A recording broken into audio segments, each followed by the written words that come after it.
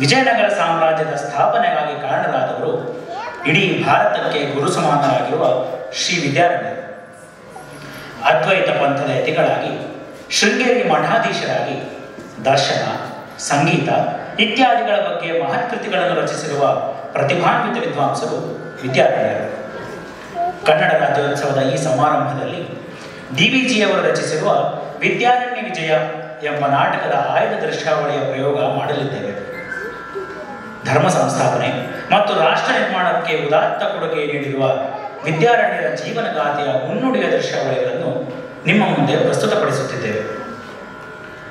ವಿದ್ಯಾರಣ್ಯರ ಪೂರ್ವಾಶ್ರಮದ ಹೆಸರು ಮಾಧವ.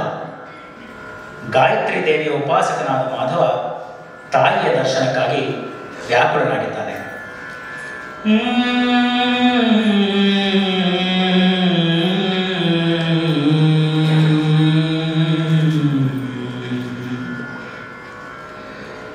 ನೀನೇ ಬದುಕೋ ತಾಯೇ, ನೀನೇ ಬೆಳಕು, ನೀನೇ ಬದುಕೋ ತಾಯೇ, ನೀನೇ ಬೆಳಕು. ನೆರಳಾನಿತ್ತೆ ನೀ ಬೆಳಗಾತ್ತೆ, ನೆರಳಾನಿತ್ತೆ ನೀ ಬೆಳಗಾತ್ತೆ, ನೀನೇ ಬದುಕೋ ತಾಯೇ, ನೀನೇ ಬೆಳಕು.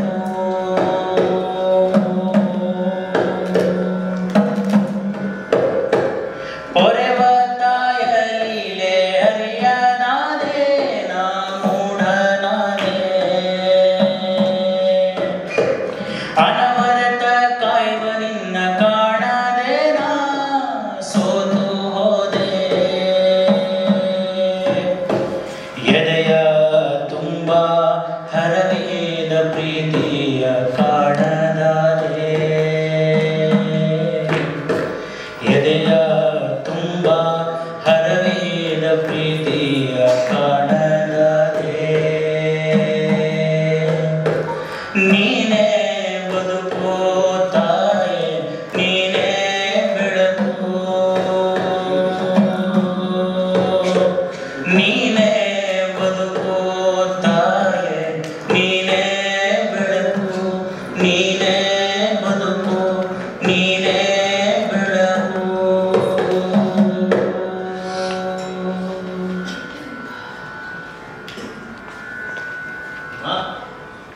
ಭಗವತಿ, ನಾನು ಮಾಧವ, ನಿನ್ನ ಆರಾಧಕ. ಏನಮ್ಮ ನಿನ್ನಗೆ ಬ್ರಹ್ಮಚರ್ಯವನ್ನು ಪಾಲಿಸಿ ನಿತ್ಯ ನಿನ್ನನ್ನು ಆರಾಧಿಸಿ ನೀನು ಇಂದು ಒಲಿಯುವೆ, ನಾಳೆ ಒಲಿಯುವೆ ಎಂದು ಕಾದು ಕಾದು ಅರ್ಧ ಆಯಸ್ಸು ಕಳೆದುತ್ತಾಳೆ. ಇನ್ನು ಯಾವ ಪುರುಷಾರ್ಥವನ್ನು ಸಾಧಿಸಲು ಸಾಧ್ಯವಿಲ್ಲ. ಇನ್ನಾದರೂ ಪ್ರಸನ್ನರಾಗಿದೆಯಾ ದೇವಿ? ಏಕೆ ಮೌನ, ಏಕೆ ಬೇಸರಗೊಂಡಿರುವೆ? ಲೋಕದಲ್ಲಿ ಮಗು ಅಳುತ್ತಿದ್ದರೆ ಅವನ ಇಷ್ಟವನ್ನು ನಡೆಸಲಾಗದ ತಾಯಿ ಬೇಸರ ಪಡುವುದಂತೆ. ಅಮ್ಮ, ಹೀಗೆ ಕಾದು ಕಾದು ನನ್ನ ಆಯಸ್ಸೆಲ್ಲ ಬರಿದಾದ ಹೋದ ಮೇಲೆ ನೀನು ನನಗೆ ಯಾವ ಭಾಗ್ಯವನ್ನು ಕರುಣಿಸಿದರೆ ನನಗೆ ಅದರಿಂದೇನು? ಹೀಗೆ ನನ್ನ ಪರೀಕ್ಷಿಸುವುದರಿಂದ ನಿನಗೆ ಯಾವ ಕೀರ್ತಿ ಲಭಿಸುತ್ತದೆ? ಹೇಳಮ್ಮ, ನಿನಗೆ ನಿನಗೆ ನನ್ನ ಭಕ್ತಿಯಲ್ಲಿ ವಿಶ್ವಾಸವಿಲ್ಲದೆ, ನನ್ನ ಭಕ್ತಿಯಲ್ಲಿ ವಿಶ್ವಾಸವಿಲ್ಲದೆ ನಿನಗೆ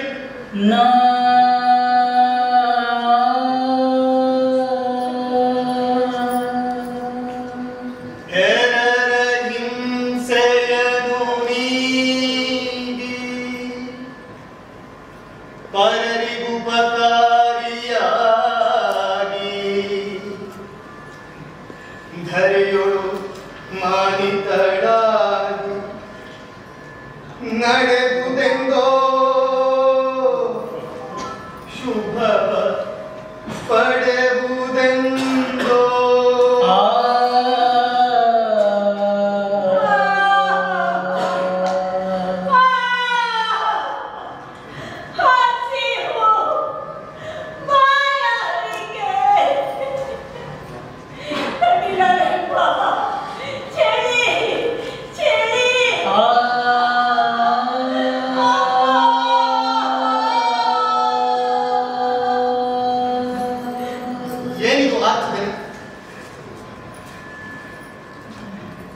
ಅರ್ಧರಾತ್ರಿ ಆಗುತ್ತದೆ. ಇಷ್ಟು ಹೊತ್ತಿನಲ್ಲಿ ಯಾರು ಹೀಗೆ ಪ್ರಲಾಪಿಸುತ್ತಿರುವುದು? ಯಾರೋ ಹೆಂಗಸು ಇತ್ತ ಕಡೆಗೆ ಬರುತ್ತಿದ್ದಾಳೆ. ಯಾರು ನೀವು? ನಾನೊಬ್ಬ ಭಿಕ್ಷುಕಿಪ್ಪ. ಲೋಕದ ಕಲಿಕರವನ್ನು ಹುಡುಕಿಕೊಂಡು ಬಂದಿದ್ದೇನೆ. ಅಮ್ಮ,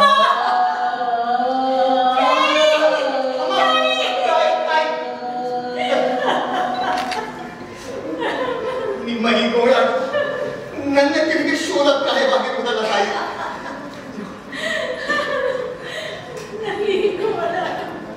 ನನ್ನ ಬಾಯ ಪಾಪವನ್ನು ತುಂಬಿಕೊಂಡರೆ ಗೋಳಾಟವನ್ನು ಹೋಗಲಾಡಿಸುವ ಈ ನಿನ್ನ ಕೈಗಳು ಪುಣ್ಯವನ್ನು ಕಟ್ಟಿಕೊಳ್ಳಬಹುದಲ್ಲವೇನಪ್ಪ?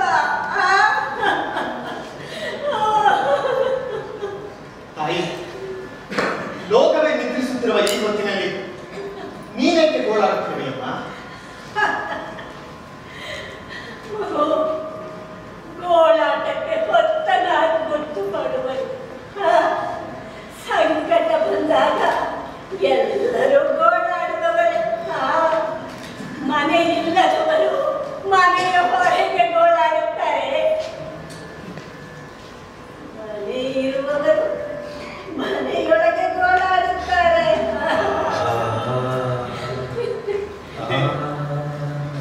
ಮಾತು ನನ್ನೇ ಹಂಗಿಸುವಂತಿದೆಯಲ್ಲ ತಾಯಿ. ಈ ಅವೇಳೆಯಲ್ಲಿ ನಿಮ್ಮ ಗೋಳನ್ನೇ ಆಗಬೇಡಿ. ಆಪ್ತರಿಗೆ, ಉಪಕಾರಿಗಳಿಗೆ ಅವೇಳೆ ಯಾವುದು, ಬೇಳೆ ಯಾವುದಪ್ಪ?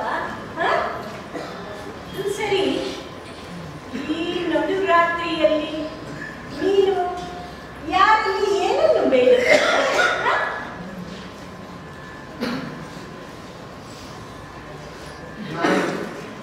ನಾನು ನನ್ನ ಭಗವತಿಯ ಬಳಿ ಆರ್ತನಾಗಿ ಬೇಡುತ್ತೇನೆ. ಅದಿರಲಿ, ಅದು ನಿಮಗೆ ಹೇಗೆ ತಿಳಿಯಿತು? ಹೇಳ್ತಾರೆ, ನಿಮಗೆ ಆಗಬೇಕಾಗಿದೆ. ನನಗೆ ಎಲ್ಲವೂ ಬೇಕು. ಆಹಾರ ಬೇಕು, ವಸ್ತ್ರ ಬೇಕು, ಆಶ್ರಯ ಬೇಕು. ಅಯ್ಯೋ, ಚಳಿ ಚಳಿ ಚಳಿ ಚಳಿ. ಶಿವ ಶಿವ, ಇಂತಹ ದುಃಖ ನನ್ನ ನಿರ್ಭಾಗ್ಯಗಳಿದೆ. ಹಾಗೇಕಪ್ಪ, ಹಾಗೇಳ್ತಿದೀಯಾ? ತಾಯಿ, ನಾನೇ ದಾರಿದ್ರ್ಯದಲ್ಲಿ ನರಳುತ್ತಿರುವಾಗ ನಿಮಗೆ ಹೇಗೆ ಸಹಾಯ ಮಾಡಿ? ಅದು ನೀನು ಹಾಗೆನ್ನಲಾಗದು. ನೀನು ಬ್ರಾಹ್ಮಣನಲ್ಲದೆ ಯಥಾಶಕ್ತಿ ಗುರುಸೇವೆ ಮಾಡಿದವನಲ್ಲದೆ ವೇದ ವೇದಾಂಗಗಳ ಪಾಠವನ್ನು ಕಲಿತವನಲ್ಲದೆ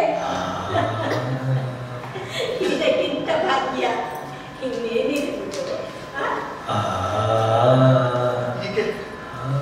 ಹೀಗೆ ಪರಿಚಿತರಂತೆ ಮಾತನಾಡುತ್ತಿದ್ದಾಳ ತಾಯಿ. ಯಾರು ನಿಮಗೆ ನಾನು ಯಾರೆಂದು ಗೊತ್ತೇ?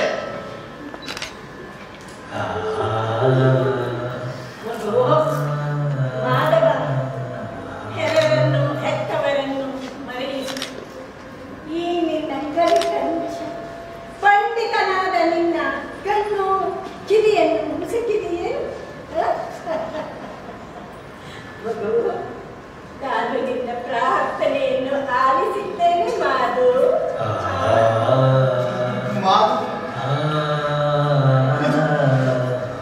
ಇದು ನನ್ನ ತಾಯಿಯ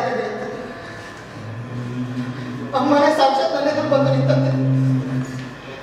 ಅಮ್ಮ, ನನ್ನನ್ನು ಅಪರಾಧವಾಯಿತು ತಾಯಿ, ನನ್ನನ್ನು ಮನ್ನಿಸಿಬಿಡು. ನೀನು ನನಗೆ ಈ ಮಾತನ್ನು ಚಿಕ್ಕ ಅನಾಥರಾಗಿ ಬಿಟ್ಟಿದ್ದ ತಾಯಿ, ನನ್ನನ್ನು ಮನ್ನಿಸಿಬಿಡು ತಾಯಿ, ನಿನ್ನ ಅಪರಾಧವನ್ನು ಮನ್ನಿಸಿಬಿಡು. ತೋಳ ಚಾಚಿ ತಲೆಯ ಸವರಿ ಸೆರಗಿನೊಳಗೆ ನೀ ಹಾಸಿ ತಬ್ಬಿದೆ.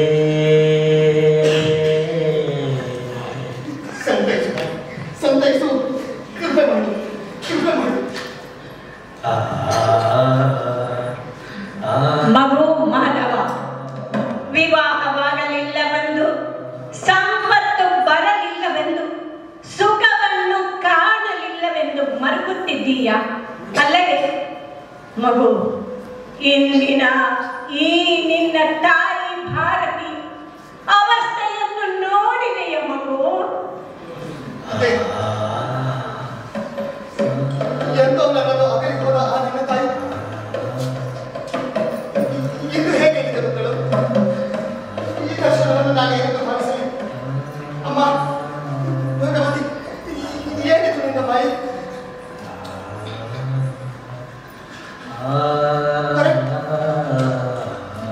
ಅತ್ತ ದೂರದಲ್ಲಿ ಅಮ್ಮ ಮತ್ತೆ ಕಾಣಿಸುತ್ತಿದ್ದಾಳೆ.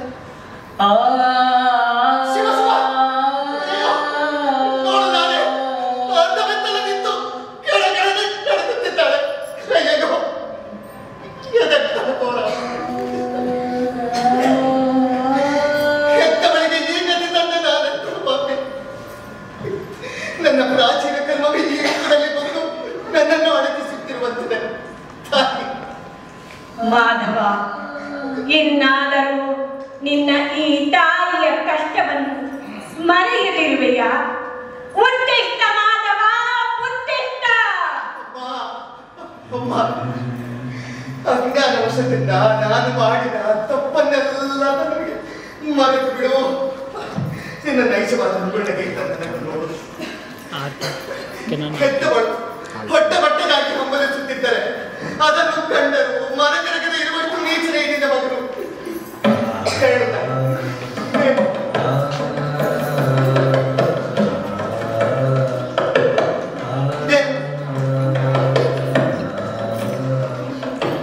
ಮತ್ತೆ ಯಾರು ಕಾಣ್ತಿಲ್ವಲ್ಲ? ಇಂದು ನನಗೆ ಏನಾಗಿದೆ? ಎಂದೋ ನನ್ನನ್ನು ಅಗಲಿ ಹೋದ ನನ್ನ ಮಾತು ಇಂದು ಭಾರತ ಮಾತೆಯ ರೂಪದಲ್ಲಿ ನನಗೆ ಕಾಣಿಸುವುದೆಂದರೆ ಜಗತ್ರಕ್ಷಕಿಯಾಗಿರುವಂತಹ ಆಕೆಗೆ ಕಷ್ಟ ಪ್ರಾಪ್ತಿಗೆಂದರೆ ಈ ದರ್ಶನವನ್ನು ನಾನು ಏನೆಂದು ಭಾವಿಸಿದೆ?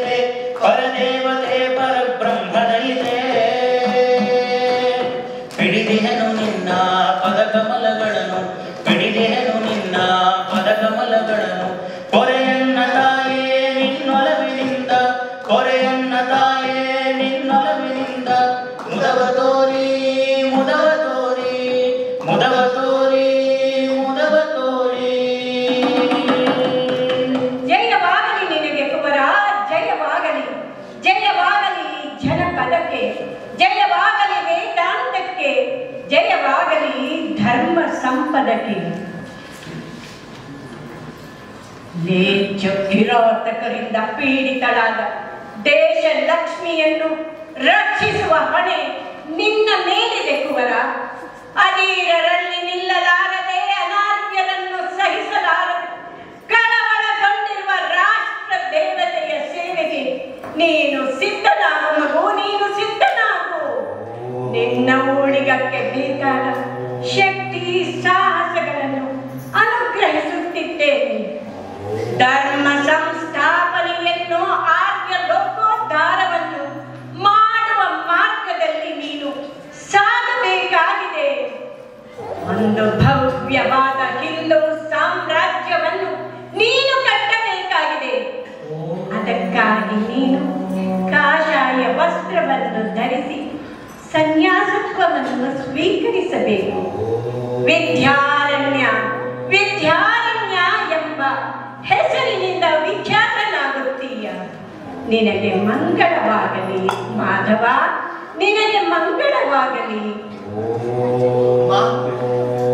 ನಿನ್ನ ಆಜ್ಞೆಯನ್ನು ಶಿರಸಾವಹಿಸಿ ಪಾಲಿಸುತ್ತೇನೆ. ನನ್ನ ಪರಮಾತ್ಮನಾದ ಹರಿಹರನಿಗೂ ಈ ವಿಷಯವನ್ನು ಸೂಕ್ಷ್ಮವಾಗಿ ತಿಳಿಸುತ್ತೇನೆ. ಅವನು ಕೂಡ ಸಾಹಸಿ, ನಮಗೆ ಎಷ್ಟೋ ಸಹಕಾರಿಯಾಗಿದ್ದಾನೆ. ಇಂದು ಅವನು ನಮ್ಮೊಡನೆ ಇಲ್ಲದಿದ್ದರೆ ನಾವು ಎಂದೋ ದೇಶಾಂತರಕ್ಕೆ ಹೋಗಬೇಕಾಗುತ್ತಿತ್ತು.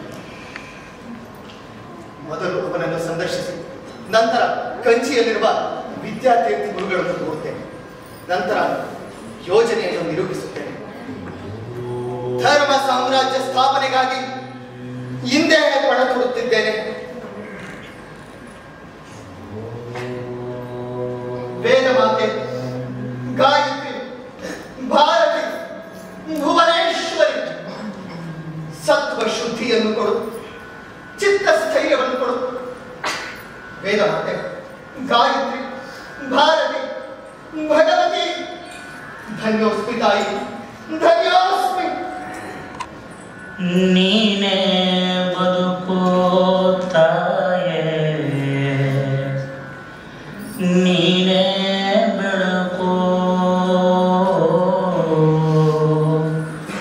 ನೀನೇ ಬದುಕು, ನೀನೇ ಬೆಳಕು.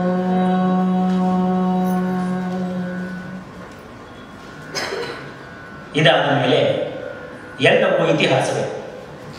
ವಿಶ್ವಗುರು ಭಾರತದ ಭದ್ರನೆಲೆಗೆ ತಳಹರಿ ಹಾಕಿಕೊಟ್ಟ ಹಂಪಿ ನಗರ ವಿದ್ಯಾರಣ್ಯರ ಸಂಕಲ್ಪದಿಂದ ರೂಪುಗೊಂಡಿತು.